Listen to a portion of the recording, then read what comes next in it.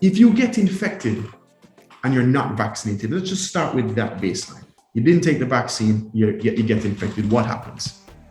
What happens to the virus? What happens to the host, i.e. the human? What happens to society? What happens to the virus when it gets in? If you have no SWAT team, no memory B cells with handcuffs, no memory T cells looking for this intruder, then the virus has no check on what it wants to do. It's going to get into a cell. The spike protein is going to bind to the ACE receptor, get into the cell, hijack your ribosomes so it can give him its book and multiply. And what happens when it multiplies? It does the same thing viruses like to do every time. It likes to change. What do I mean by change? Mutate, form a variant. These are random changes. It's like playing the lotto. It's a random. There are millions of changes. Sometimes he might change his jacket. Might have a blue jacket, now it's a yellow jacket. No problem. Sometimes he picks up a bigger gun. He's a more deadly virus. Random change. Suppose he changes his height. Suppose the spike protein changes a bit. Why is that the biggest fear among the scientific community? Because all the vaccines that we have, the RNA vaccines, Johnson & Johnson, AstraZeneca, in fact, the ones that we have on our shores in Jamaica are targeting viruses with a green hat, with a spike protein that look a certain way. If it changes that key too much, that hat too much, the current vaccines won't work at all. Has that happened? When I started giving this talk in March, hadn't happened yet. And what did I say? It's a race against time. I gave this talk again multiple times. Then I even went on television in April. Then it was produced in May and then aired it on June 4th. And at that time, Delta it was barely rearing its head. And I said it was a race against time. No, it's changed and there's been a diminished effect of the vaccine. Not negated, slightly diminished, but it's still very strong. Still way better than being not vaccinated. So let's, first of all, dispel that it's either this same enemy, it's obviously different enemies. We've got multiple enemies and the enemy has changed. And what else has happened? There's been time. So let's talk about notable variants. Over time, we had Alpha. That was the one that was first showed up in the UK. What happened? Why was that something that we noted? Because the hat was changing. It made AstraZeneca's vaccine efficacy, the ability to recognize the gunman, drop from 84 to 74%. But you still recognize him. Way more than 50%. You still got protection. That means 26% of people may still get infected. But they weren't hospitalized. They weren't dying. That was with the Alpha variant. Then you had the Beta variant from South Africa, drop the efficacy from 72 to 57% of infection. They still weren't being hospitalized at night. Very few. And then you had Gamma coming out of Brazil. Same thing. What's unique to all of them? The hat was changing. The army is looking and saying, hold on, is this still green? It was green enough that they recognized it. But they started to see in the Gamma variant increased transmissibility because he was able to get around long enough, multiply before he was cuffed and shot enough to be able to pass on some. Then came Delta. Again, it's the spike protein that's changed. The notable changes in the spike protein were in mutations in one called L452R and one called L478K. What did these mutations allow? Let's go through the 5 things. 1, it made it a better key. It bound to the ACE receptor, angiotensin converting enzyme 2 receptor. It jimmied the lock easier. It gets into the cell, notably the lung cell, because that's the cell that COVID likes to attack, easier. If it can get into the cell easier, cause furin binding, etc., and get in, furin cleavage and get in, then it can hijack your ribosomes and multiply. So more we're getting into more cells quicker because at a better key. Therefore, you made more. Your viral load went up. If your viral load went up, you had more to give away. And if you had more to give away, it meant it was more transmissible. That translated to what we call the reproductive ratio, your ability to give it to others. Alpha had a reproductive ratio of 2 to 3. That means for each person that has it, it could give it to 2 or 3 other people. The reproductive ratio for Delta was 5 to 9 because the key got more efficient. What else happened? Antibodies that you and I produce took this key, took this hat. Remember, it's a mirror image. It's trying to bind to the spike protein, so he can't use it to bind to your ACE receptor. The affinity of the antibodies were less. Therefore, he was slipping out of the handcuffs and still getting into some of the cells. Now that raised the alarm and said, hold on, if antibodies not working so well, then how come everybody not dying? Why is it only mainly the unvaccinated, by far 25 times more likely to be hospitalized and die? And I'll show you that data shortly. It's because there are layers to the immune system. Yes, the antibodies may not be binding as much, but you still have the SWAT team. And that is the added layer of protection that the vaccinated may have. A SWAT team specifically looking for the virus, not a general anti-inflammatory. We'll go into that data shortly. So what did they see? And this was from the REACT-1 study as well as Public Health England data. That when the Delta started surging, who did they see in the hospital? The ones who were less than 50-year-old and unvaccinated, those took the lion's share, in part because we started vaccinating the elderly, the more vulnerable first, and these were the ones who were left, i.e. the ones less than 50 and were unvaccinated. There was a larger cohort of them. So they had 2 to 2.5 times more likely hospitalization.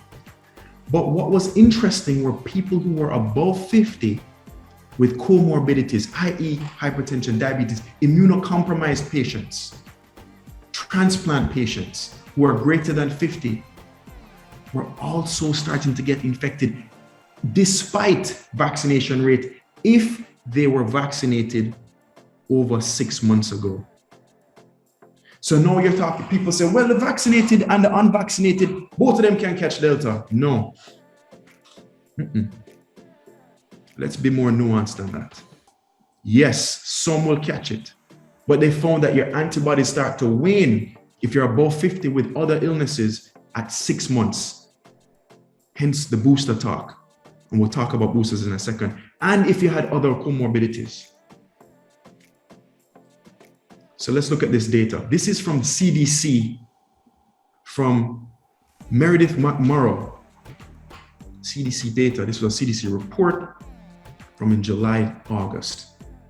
This graph shows on the x-axis, it shows reproductive ratio, the likelihood of spread. And on the y-axis, it shows how deadly it is. You can see that the ancestral strain, the alpha strain, you see 1, it's closer to 1. It's reproductive. It was only passing it on to about 2 or 3 people. The Delta strain is way more transmissible because of what we said. Better key, slipping out of the antibodies can get around quicker before your SWAT team can kill it. It is just as contagious as chickenpox. Okay. What else did we see? Out of Canada, Singapore, Scotland, all of them doing studies on Delta before we got to doing any studies here, much less in Jamaica. And you saw the incidence of hospitalization among those who caught Delta versus Alpha went up more than 2-fold. Chance of admission almost 4-fold. Death way up, right? Looking at the hazard ratio in Scotland, almost twice the likelihood of hospitalization, okay? With Delta versus the ancestral strains, again, because of all of what we just spoke about. Why is Delta worse? Okay, so if you get infected but you're vaccinated, what happens? Remember, you're going to have the B cells and the T cells. You're going to have the guys waiting with the handcuffs at the door. You're going to have the SWAT team specifically looking for this guy with the spike protein.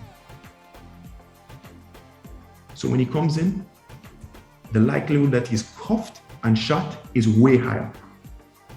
which decreases the time and ability of the virus to multiply. And if it can't multiply, then it can't change. And if it can't change, then the chance of you creating the next variant, which is what I'm afraid of, the thing I'm most afraid of is the next variant. One that could usurp even the vaccine's ability, that will be back to square one. Pfizer's ability to protect you against the Delta versus Alpha went from 93.7% protection against Alpha. No one said it was 100%. It's never been 100%. It was 93.7% down to 88% for Delta. So yes, there's a waning in protection, but it's 88%. 12% will still get infected. What else? What other data did they show in the CDC study from Meredith? With the Delta variant, vaccinated versus unvaccinated, so 8 times more likely to get infected. Not 0 versus 1. It's not equal. It's 25 times more likely to be hospitalized, 25 times more likely to die if you're unvaccinated versus vaccinated. This is real data. Okay? So no one said it was 0.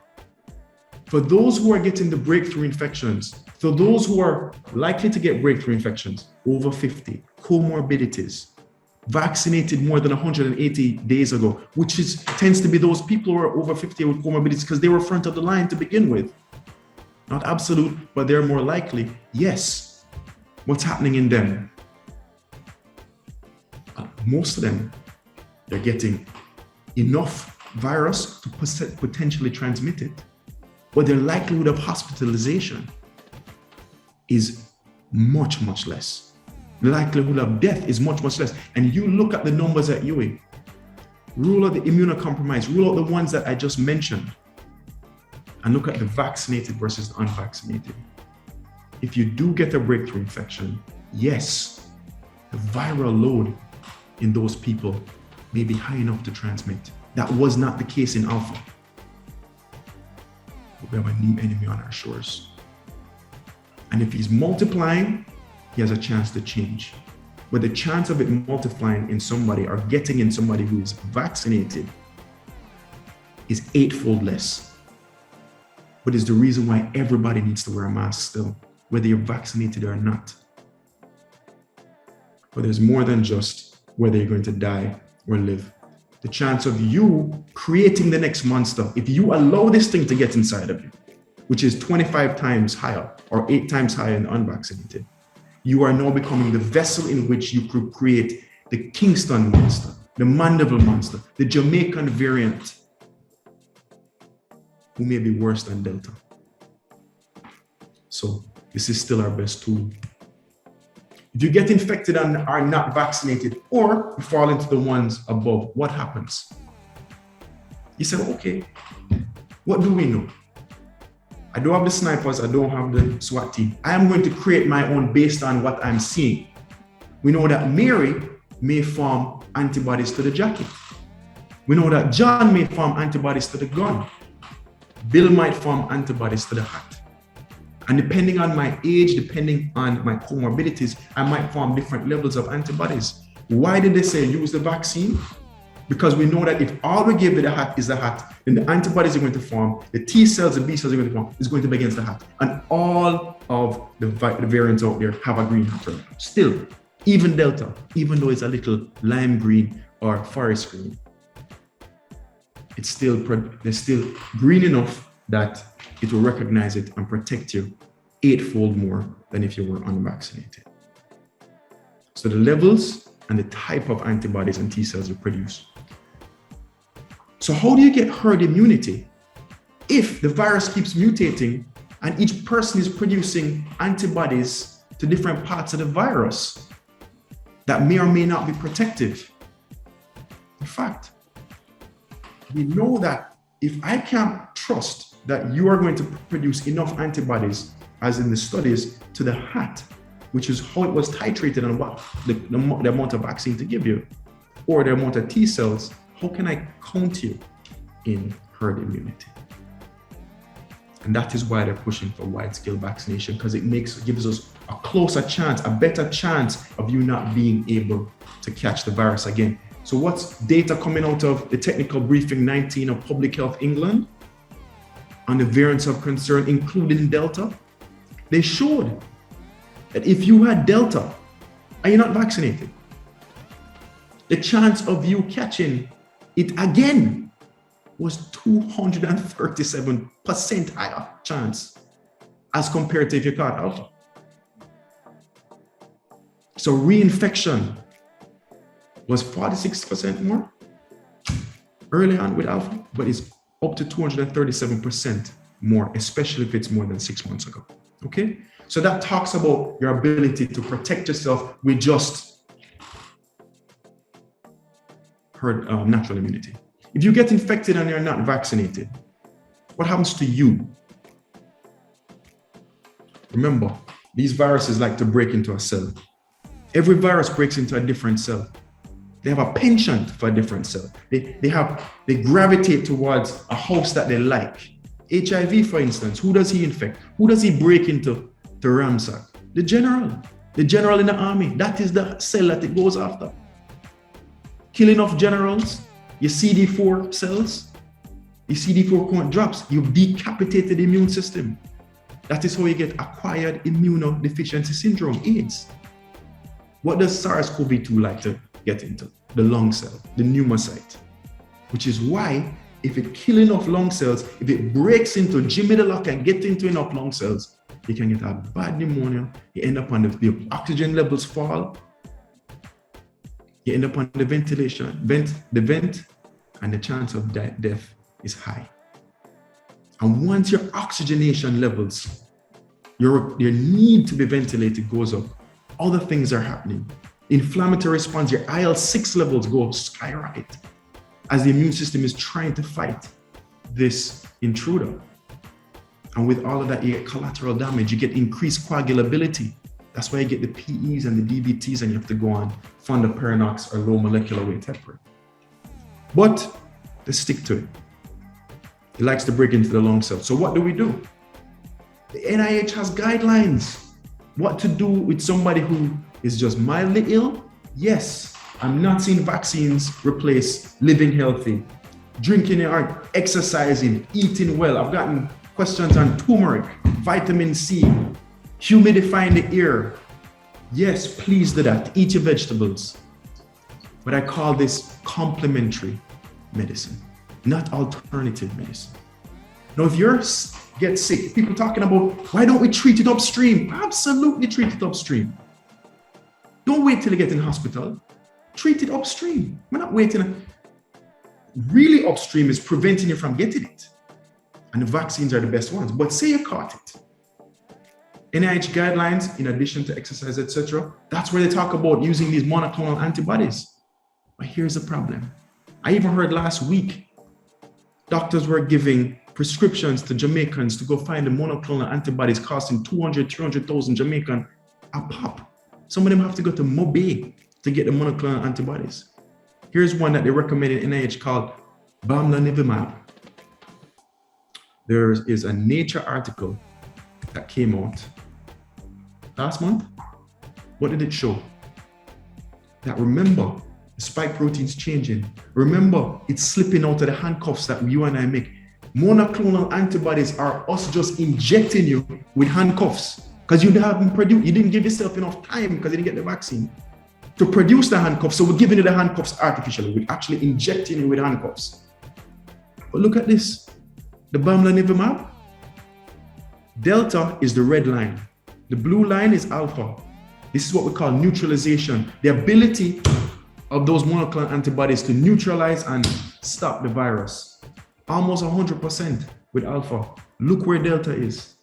The antibodies were not binding. It wasn't neutralizing. It wasn't working. This came out last month. So now, this virus, Delta, is not only a problem in that regard, it's now being a problem from a therapeutic standpoint.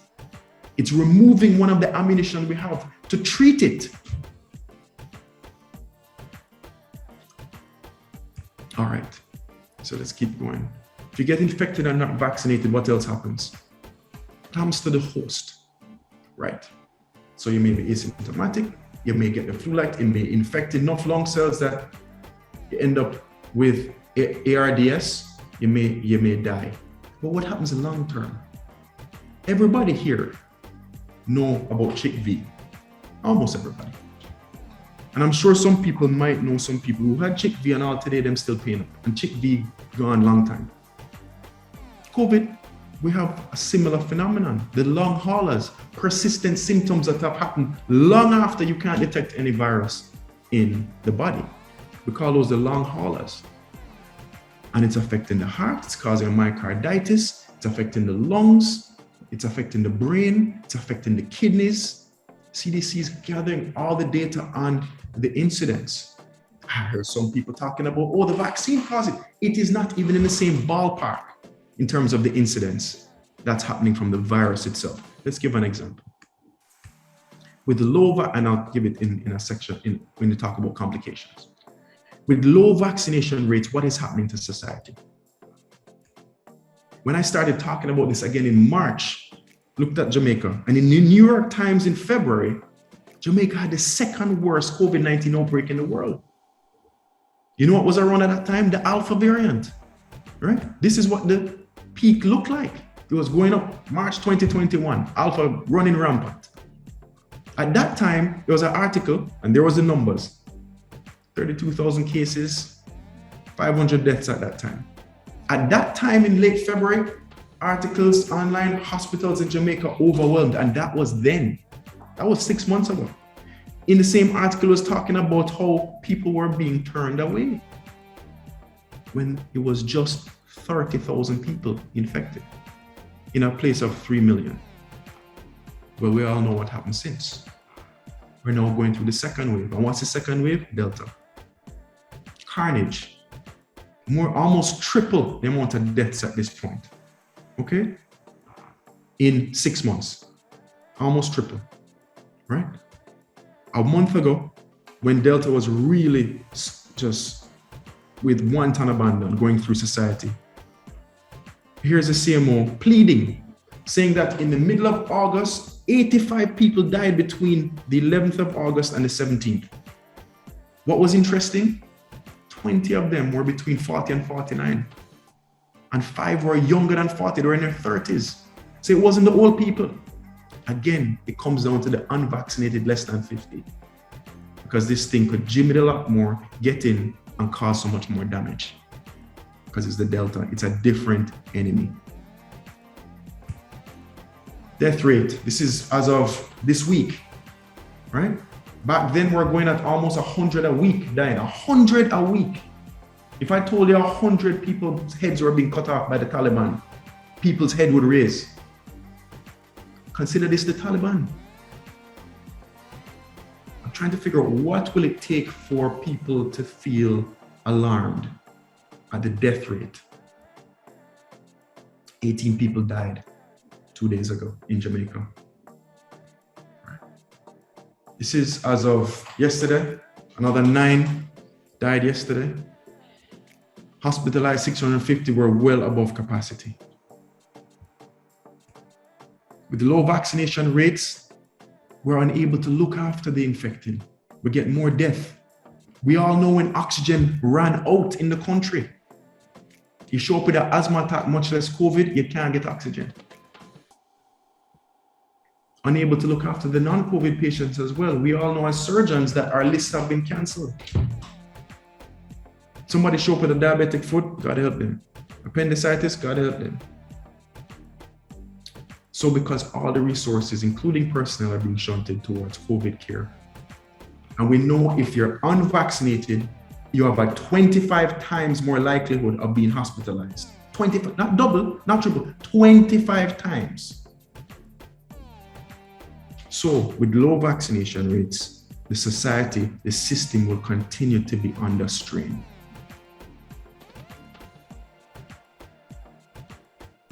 What do we know about side effects? Do you know how many vaccines have been given worldwide now? 5.6 billion. If there was even a 0.01% chance of a significant side effect in 5.6 billion, you would have heard about it. Back when I started talking about this 6 months ago, we spoke about the short-term effects. Those who have been vaccinated know they might get a little sore. They know that when they go for their second shot, they might feel like a truck hit them for a day or two. What is that? Why do I get chills and fevers and pains? Because you have the army 2, 3, 12 weeks later, you give them the hat again and say, hold on, he's here. They set the alarm and they're out scouring looking for the intruder. They go head to toe, so I pin up from head to toe. They don't find anything, so after about 15 hours, the alarm goes down. The TNF alpha, the IL-6, the IL-1, all the signals go down. Those are the things that get your temperature up because the SWAT team works better when your temperature is up. That's why you get a fever, not because you got the virus, because you got the vaccine, because you got the hat. That's why.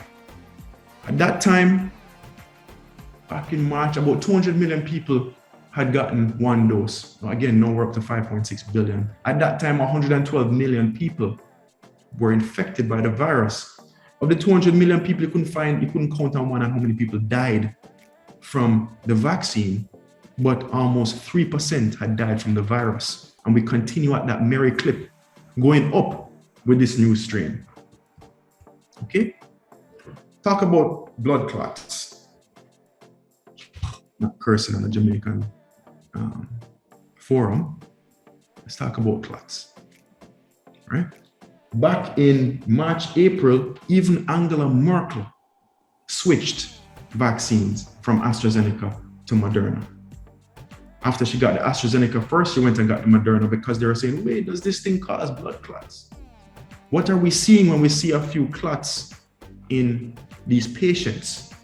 And initially the AMA said there was no evidence linking the clots. And then about a week later, 2 weeks later, they said, well, if there's a link, it's about 1 in a quarter million. That means if everybody, man, picnic, baby, and grandma in Jamaica got the vaccine, 8 people might get a clot, 8.